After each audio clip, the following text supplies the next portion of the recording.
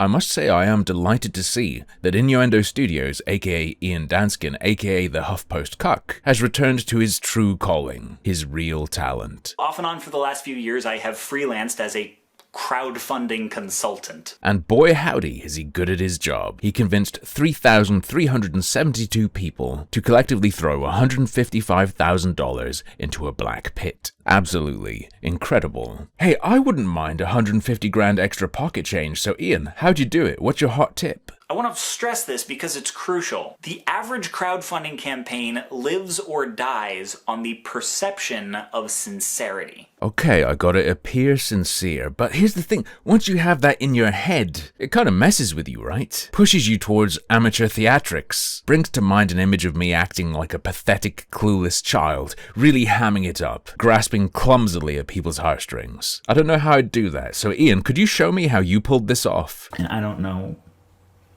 what's out there, and I'm probably calling a temp agency on Monday. Good God. You know what it's like to have a resume that just says content creator for 11 years? What does that even qualify you for? But,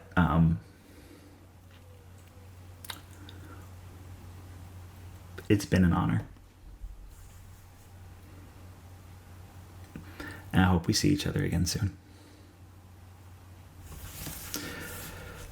Thank you. Oh, he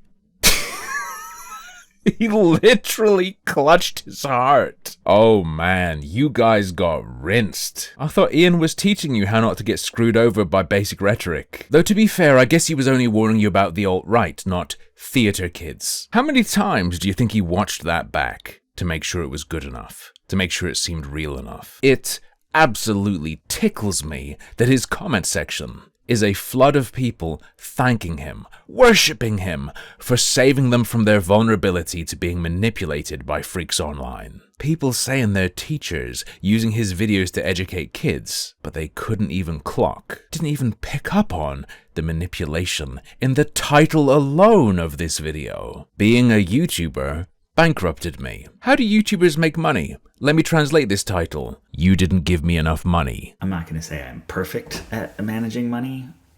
There wasn't a life I could have been living these past 7 years where I would have earned $100,000 more than I did. Nothing I could have done, dude. I did nothing wrong. I did everything correct. You could have given him more money though, couldn't you? And the very next line he speaks mentions Patreon.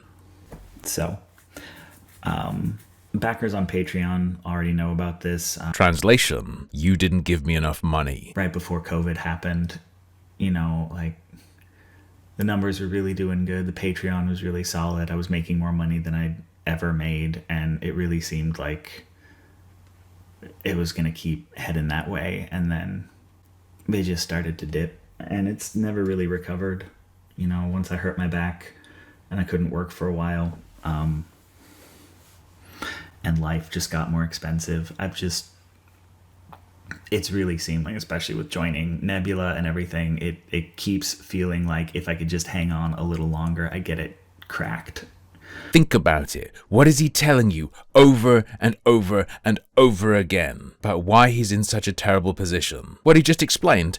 How would that have worked out? Translation, you didn't give me enough money. Just a little reminder here that these are the words from a man who, on Patreon alone, has been getting over $3,000 a month since the end of 2018. And life just got more expensive. Sure, but I think a bit more than inflation has affected your outgoings there, buddy. You want to talk about that? Well, actually, yes. Yes, he does. At least now that sycophants have saved him from his alleged debt. Having more than doubled his goal, he shut down the ability for people to donate and said, I feel like I should say, here's the plan, but I don't have one yet. It's going to take a while before I can comprehend this. I was up till 1 a.m. last night because some part of my brain said, you have to figure out what to do with all this, and I couldn't. I don't know how to work on this scale. I could only think, I guess I could get my bike tuned up. I could buy blueprints without waiting for a sale. I could get some nicer pants.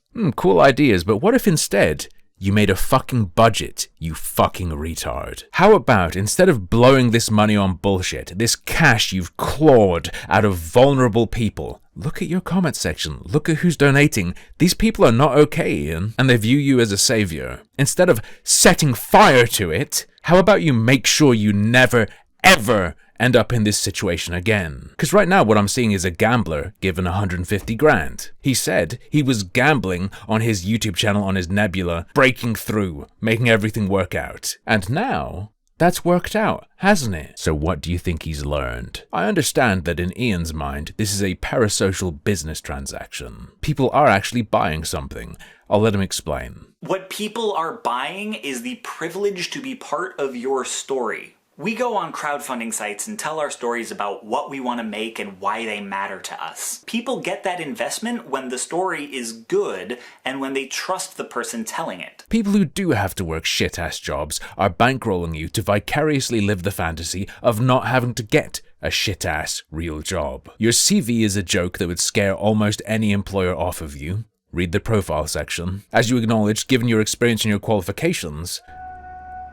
Sorry, that was the ragman. Maybe Ian should try that job on for size. Anyway, as he acknowledges, he could only get bottom-of-the-barrel trash employment, which compared with simply changing his content strategy would be a massive income downgrade. So it's obvious the whole, I'm gonna have to go to a temp agency. Here's my CV, please help me get a job. I don't know what to do. I'm a baby boo-boo. I don't know what's out there. All of that is a fantasy for you to literally buy into. The CV isn't a CV, it's a theatrical prop for you to see. If you watched this video and then decided, yeah, you know what, this guy really saved me from being so vulnerable to manipulation, get your money back. You didn't learn shit. Ian Danskin absolutely could have made a video in which he said, oh my god, I've really messed up very badly. I thought I could dig myself out, I can't.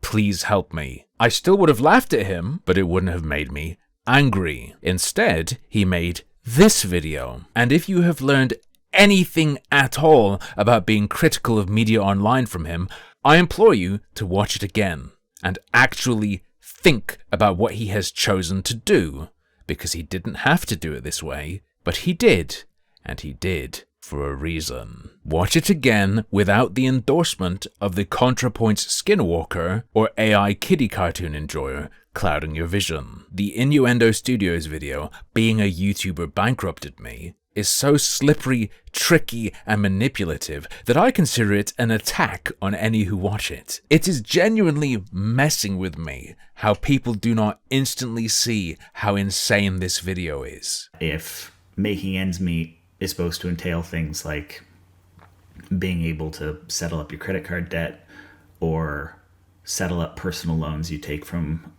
friends and loved ones, or being able to pay the 30% in taxes that freelancers own every April. Taking a full account, I have been running this channel at a loss for 7 years. This isn't a leftist hero genius. This is a guy who should be getting bullied on that channel where the guy goes over your finances. 7 years of severe retardation, and the most responsibility he can take is, I'm not going to say I'm perfect at managing money. to say the least, Ian. One of the greatest advantages of being an online content creator is the degree of control you have of your outgoings. You can do it from anywhere. You can live as frugally as you need to, so long as you can plug your computer in, or even just recharge your phone and can get an internet connection. If this guy can win the content creator lottery and mess it up, maybe YouTubing or self-employment more generally just isn't for him, maybe he should stop taking advantage of people who are clearly not all there and have a warped view of his importance, and maybe the people who do know better should stop enabling his bad decisions. Let him actually learn a lesson instead of just continuing to teach from a place of zero experience.